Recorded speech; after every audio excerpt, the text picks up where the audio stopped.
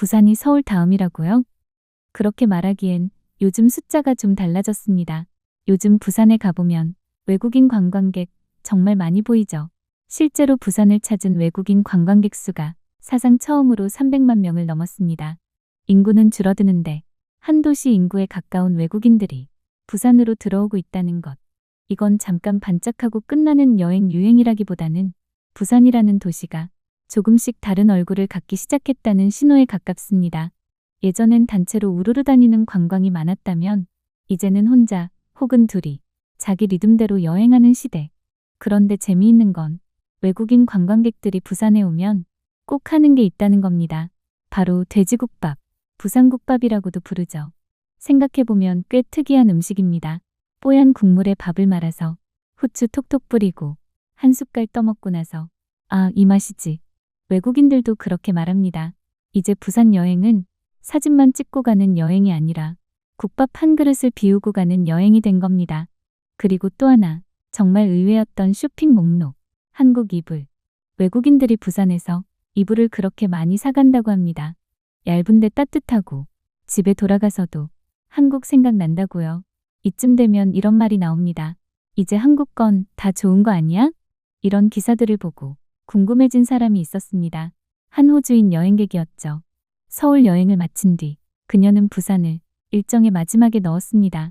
솔직히 말하면 큰 기대는 없었습니다. 서울에서 이미 다 본 거 아니야? 부산은 그냥 바다 보러 잠깐 가는 곳이지. 그녀의 부산 여행은 정말 그렇게 아주 가볍게 시작됐습니다.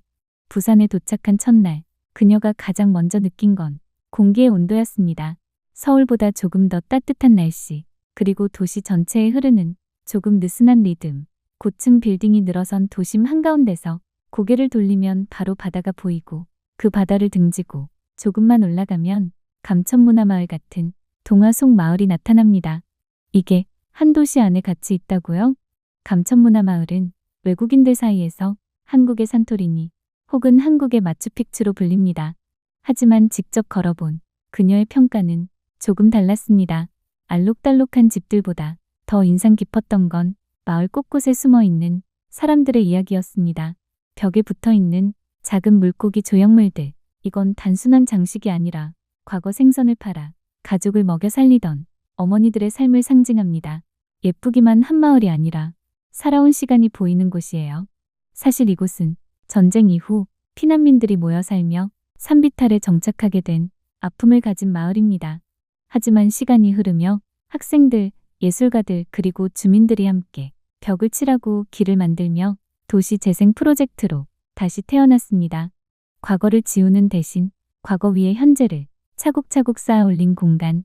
이런 이야기를 알고 나니 이 마을이 더 정겹게 느껴졌다고 합니다. 한국은 과거를 묻어두고 사는 나라가 아니라 과거와 현재를 함께 끌어안고 살아가는 나라 같다고요. 그래서일까요? 그녀는 사진을 찍는 시간보다 그 마을에 머무는 시간이 더 길어졌습니다. 특히 어린 왕자 조형물 앞에서 사진을 찍기 위해 길게 늘어선 줄을 보며 조금 의아해했습니다. 저 조형물도 예쁘긴 한데요.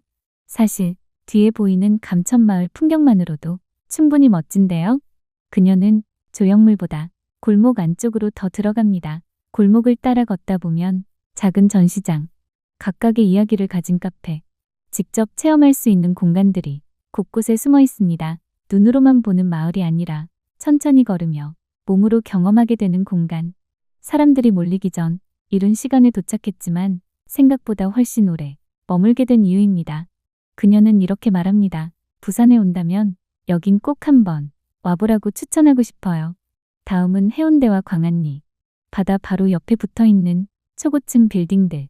해변에는 미스트가 뿜어져 나오고 토요일 밤이 되면 하늘을 채우는 드론쇼가 펼쳐집니다.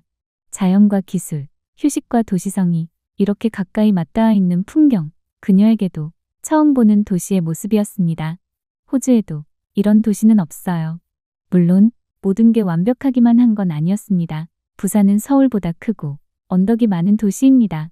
생각 없이 걷다 보면 금세 숨이 차고 계획 없이 움직이면 시간이 정말 빨리 사라집니다.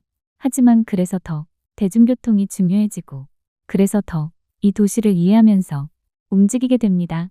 감천마을에서는 종이 지도를 들고 옛날 여행하듯 골목골목을 누벼보는 재미도 있고, 그녀는 한국에서는 티머니 카드 하나로 버스도 지하철도 어디든 갈 수 있다는 점을 다시 한번 극찬합니다.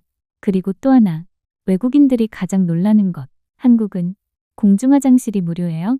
어디를 가든 돈을 내야 했던 다른 나라들과 달리 한국은 무료인데다 깨끗하고 음악까지 나오고 관리도 되어 있다는 사실. 이게 가능해요? 한국에 오면 이런 작은 놀라움이 끊이지 않는다고 합니다. 그리고 그녀가 전하는 가장 강력한 팁 하나. 부산에 오면 씨앗호떡은 꼭 먹어야 해요.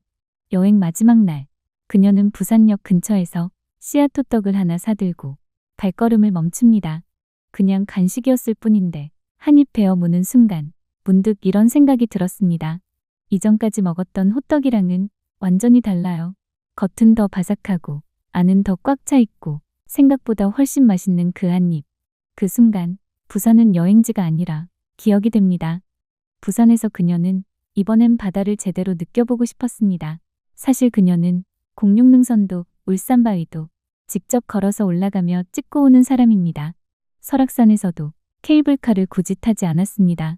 걸어야 진짜 풍경을 만나는 거죠. 그랬던 그녀가 부산에서는 케이블카에 올라탑니다. 설악산에서 만났던 독일인 친구들의 한마디 때문이었습니다. 여긴 좀 달라. 꼭 타봐.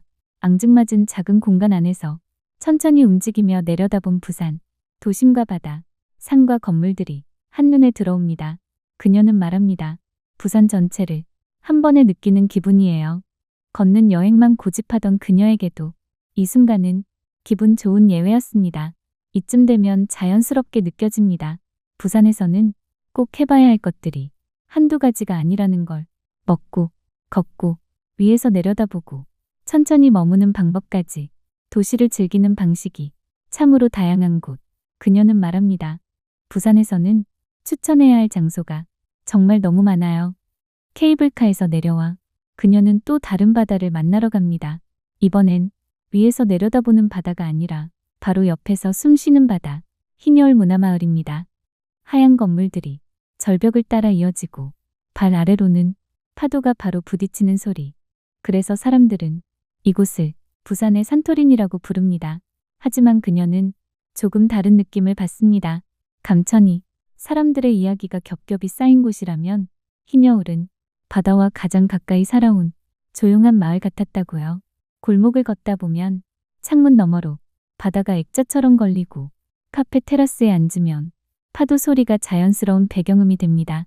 관광지인데도 이상하게 소란스럽지 않고 사람들마저 조금씩 속도를 늦추게 되는 공간. 그녀는 말합니다. 여긴 사진 찍으러 오는 곳이 아니라 잠시 쉬러 오는 곳 같아요. 감천보다 덜 붐비고 바다와는 더 가까운 곳.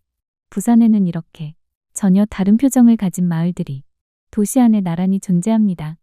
위에서는 도시를 내려다보고 여기서는 바다와 같은 눈높이로 걷는 여행. 그녀는 이 순간 부산이 왜 한 번으로 끝나지 않는 도시인지 조금은 알 것 같다고 말합니다. 여행을 하며 문득 이런 생각도 들었다고 합니다. 왜 한국을 더 빨리 오지 않았을까?